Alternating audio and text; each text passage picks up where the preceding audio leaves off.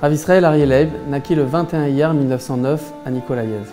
Il était le troisième fils de Rabbi Levi Yitzhak et de la rabbinite Hana Schneerson.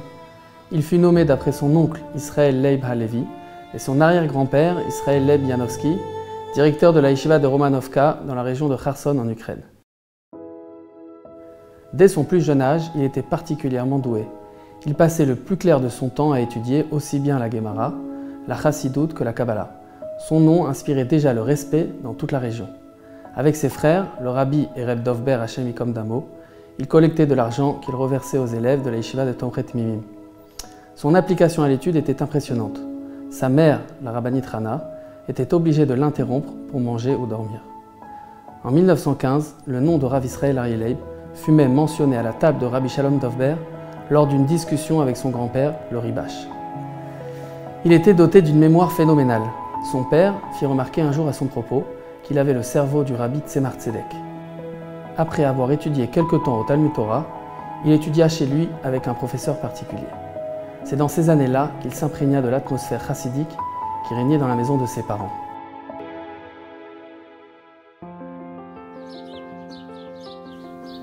En été 1924, il se rendit à Leningrad, où venait de s'installer le rabbi précédent. Il mangeait à la table du rabbi et entrait librement dans sa maison.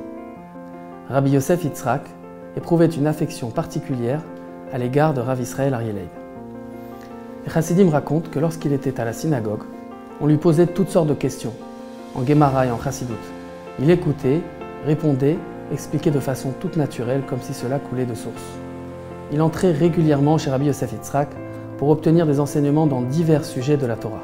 Rabbi Yosef Yitzhak déclara à propos du rabbi et de son frère Rav Israël Aryeh Leib : « Combien vous devez être triste que votre père n'ait pas le bonheur de vous voir. » À cette période, Rav Israël Aryeh Leib fut inscrit à l'université où ses études l'occupèrent un certain temps.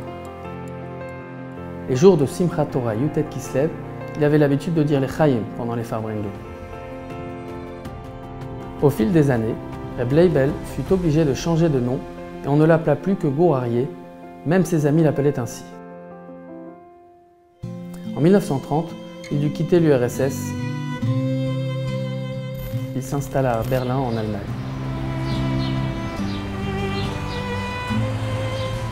Dans cette ville habitait déjà son frère, le rabbi. Ensemble, ils écrivaient régulièrement à leur père et échangeaient avec lui des chidushim aussi bien en Gemara qu'en Chassidut. On peut lire dans leur correspondance la grande affection que leur père, Rabbi Levi Yitzhak, éprouvait à leur égard. Il leur exigeait de la profondeur en ce qui concerne l'étude de la Torah. En été 1933, il lui fut impossible de rester en Allemagne.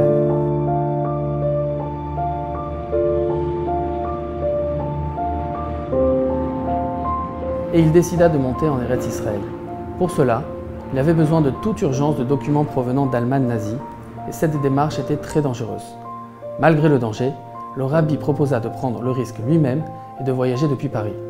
Mais l'épouse du rabbi, la rabbinite Raya Mushka, que son mérite nous protège, craignant pour la vie de son mari, s'engagea à remplir elle-même cette mission qui consistait à retourner en Allemagne nazie, alors que la vie des Juifs n'avait plus aucune valeur aux yeux des autorités.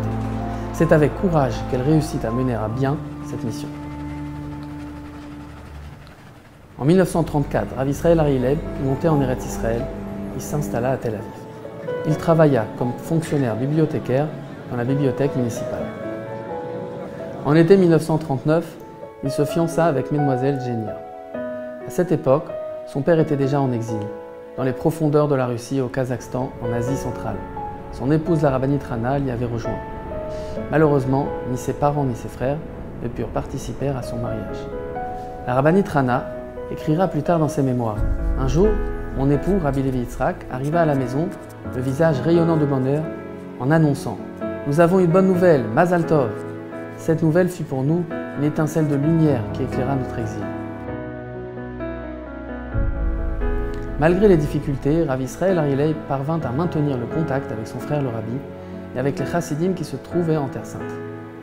Il passa de longues nuits avec ses amis Rav Nachum Goldschmidt et Rav Moshe Dubinsky à discuter de Chassidut.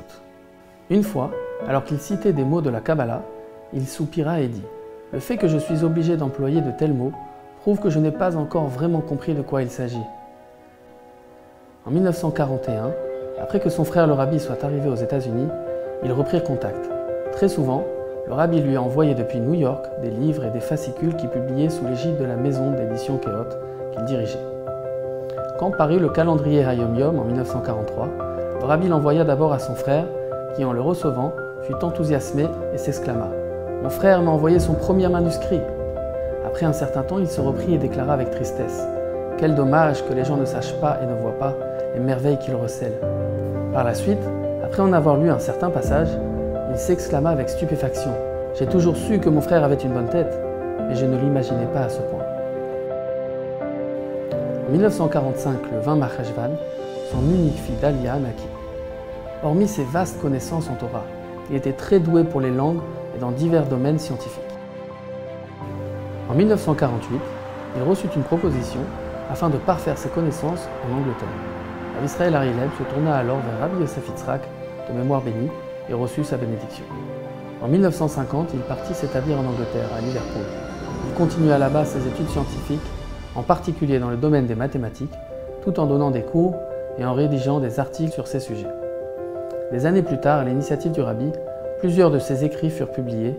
On y découvre de nombreuses innovations en mathématiques.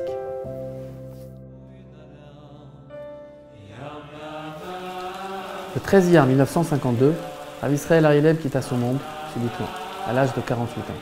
Sa dépouille fut acheminée depuis Liverpool jusqu'en Israël par les soins de Rav Ben Zion Shem Tov. Le convoi passa par Londres puis Paris.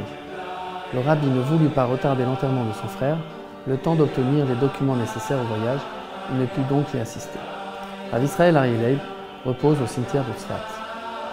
Sur sa pierre tombale, on grava une inscription à la mémoire de son frère Reb Dov Ber, assassiné dans un hôpital d'Ukraine, avec des dizaines d'autres patients juifs par les nazis, que leur nom soit effacé.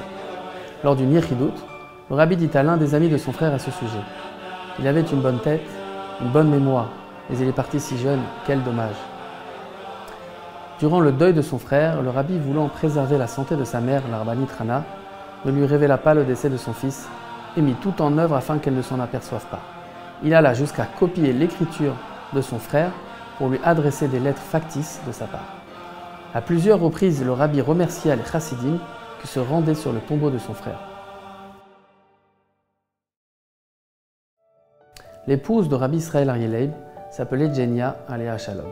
Sa fille unique Dalia, puisse-t-elle vivre longtemps, eut deux fils, Ariel, nommé d'après son illustre grand-père, et Daniel. Ils habitent en Israël et occupent des postes scientifiques prestigieux. En 1985 et 1986, le rabbi prononça des discours chassidiques à l'occasion de l'anniversaire du décès de son frère.